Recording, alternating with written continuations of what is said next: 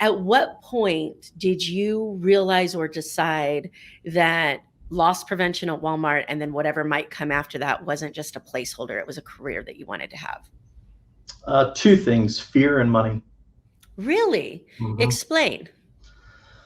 So, fear is can be good, and fear can be devastating. And you and I have been through the same training stuff. One can be away, one can be towards Mhm. motivation, right?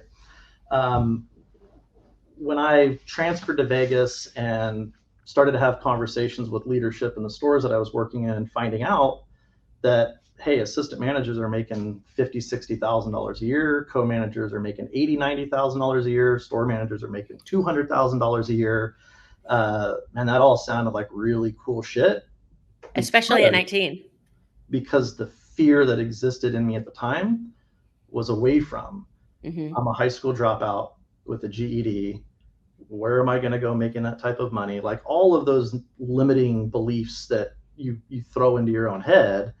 Now I realize that's what it was, that I'm super grateful for. But having the clarity on why it existed now is what's got me doing what I do today.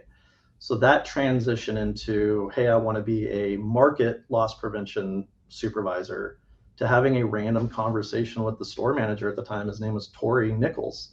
And he called me in the office. He said, "Why are you wasting your time with this loss prevention bullshit?" I was like, "What?" And he said, "Man, if you were an assistant manager, you'd make, this amount of money." I was like, "Okay." He's like, I said, "I don't know anything about the operations of the store." He's like, "You're a smart guy. You'll figure it out. You need to go into management." Okay. Like, I was 20 at the time. Like, okay, Tori says this is what I'm doing. This is what I'm doing. And, I got into that and was like, oh, this makes sense. I can connect the dots on these things because I'm very strategic and analytical. So it made sense to me that if you do this, then this will happen. If this happens, then this will happen. I was like, oh, I just got to follow this playbook. It makes sense. And that's when the fear kicked in again, because now I'm making the money. Yes. I'm young at that time. Now I'm 21. I'm younger than every other 14, 15, 16 assistant managers in the building. Now I got to be better than all these people, I thought. Yeah. And that fear pushed me to that. And then now there's badass Mike Lofton that will take care of anything and he'll work in, all these different places.